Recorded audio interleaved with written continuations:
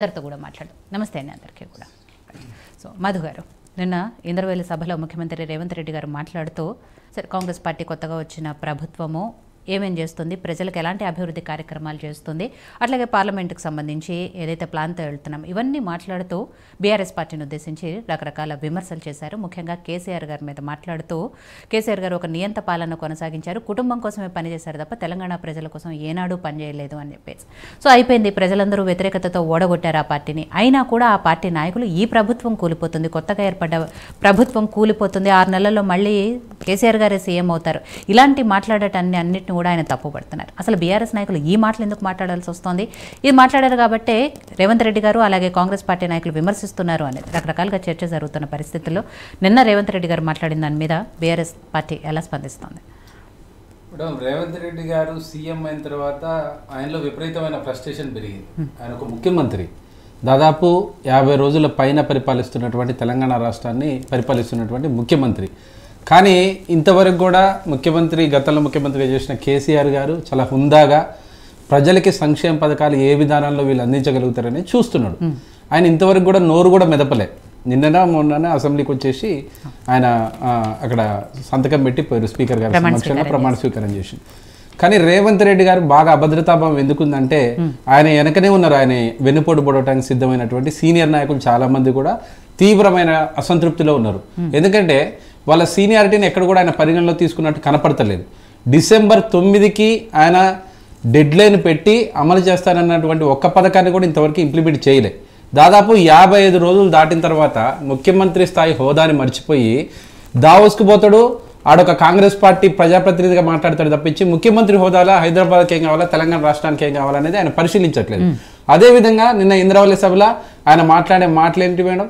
ఆయన ప్రజాస్వామ్యంలో ఉన్నటువంటి ఒక రాష్ట్రానికి ముఖ్యమంత్రి అయ్యిండు కూడా నేను బీఆర్ఎస్ పార్టీ నాయకులకి లాగులలో తొండలు వదులుతా, నేను అక్కడ బీఆర్ఎస్ పార్టీకి సంబంధించిన పిట్ట వచ్చి నా గోడ మీద వారితే కాల్చి చంపుతా, ఈ బ్రిటిష్ చట్టాలు కూడా ఇంత కఠినంగా లేవు మేడం, మనం డెమోక్రసీలో ఉన్నాం. ఇవాళ బీఆర్ఎస్ పార్టీ 10 ఏళ్ళ అధికారంలో ఉంటే ఎప్పుడు కూడా తమ స్థాయి తగ్గించుకొని మాట్లాడలే, వ్యవస్థలో ఉన్నటువంటి లోపాలను బేస్ చేసుకుని నాయకత్వం మీద మాట్లాడింది. కానీ ప్రజల్ని ఈ రకమైన చిత్రహింసలు పెట్టాలనే ఆలోచనలు మరి రేవంత్ రెడ్డి గారికి ఎందుకు వస్తున్నాయో, ఆయన ప్రజాస్వామ్యంలో ఉండని మర్చిపోతుండో, లేదా మమ్మల్ని అడ్డం పెట్టుకొని వాళ్ళ సొంత నాయకుల్ని సీనియర్ నాయకుల్ని తిడుతుండదా అనేది ఆయన మతిస్థిమితాన్ని కరెక్ట్గా పెట్టుకొని ఆలోచన చేసి ప్రజా సమస్యల మీద మాట్లాడుతున్నట్టు అనపడట్లేదు. ఆయన మాట్లాడే ప్రతి మాట కూడా ప్రజలు బాగా ఆలోచిస్తున్నారు. మేము ఎక్కడ కూడా గట్టిగా 6 నెలల్లో మేము ప్రభుత్వాన్ని కూలుస్తామని అనలే. కేటీఆర్ గారు మాట్లాడినా, హరీష్ రావు గారు మాట్లాడినా పార్లమెంటులో మా బల ప్రదర్శన చేసుకోవడానికి అవకాశం ఏమొస్తుంది, ప్రజలు మా వైపు ఉంటారు, 60 రోజులలోనే వాళ్ళ పనితనం తీరు తెలిసిపోయిందని మేమంటుంటే ప్రభుత్వాన్ని ఎట్టగొలగొడతారు. అరే ఇతురే ఒరే 70 ఏళ్ళ సీనియర్ నాయకుడు తెలంగాణ రాష్ట్రాన్ని తీసుకొచ్చిండు, 10 ఏళ్ళు హుందాగా ఒక రాష్ట్రానికి ముఖ్యమంత్రిగా ఉన్నటువంటి వ్యక్తి ఇప్పటి వరకు ఒక్క మాట కూడా మాట్లాడినటువంటి వ్యక్తిని పట్టుకొని సన్నాసోడు అని నోటుకొచ్చినట్టు ఇష్టం వచ్చినట్టు మాట్లాడుతుండు.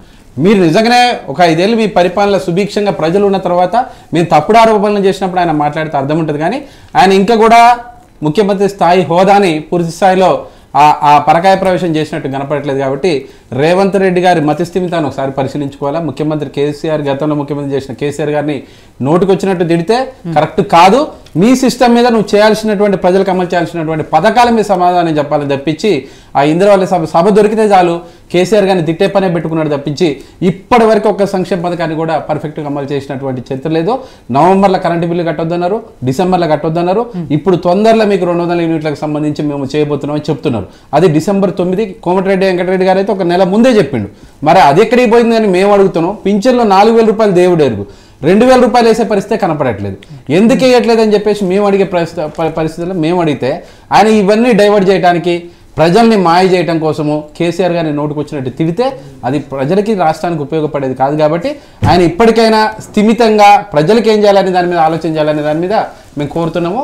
ఇలాంటి అవాకులు చెవాకులు భాష కూడా వాడే భాష వేదికని కూడా ఆయన అర్థం చేసుకోగలదు. ఆయన ఇంటర్నల్ కాదు కాబట్టి దావోస్కు పోయి కూడా టీఆర్ఎస్ని తిట్టడము, ఇంద్రవల్లి పోయి కేసీఆర్ గారిని తిట్టడము ఇది కాదు మేము అడిగితే. ప్రజలకు ఏం చేస్తారని చెప్పాలా.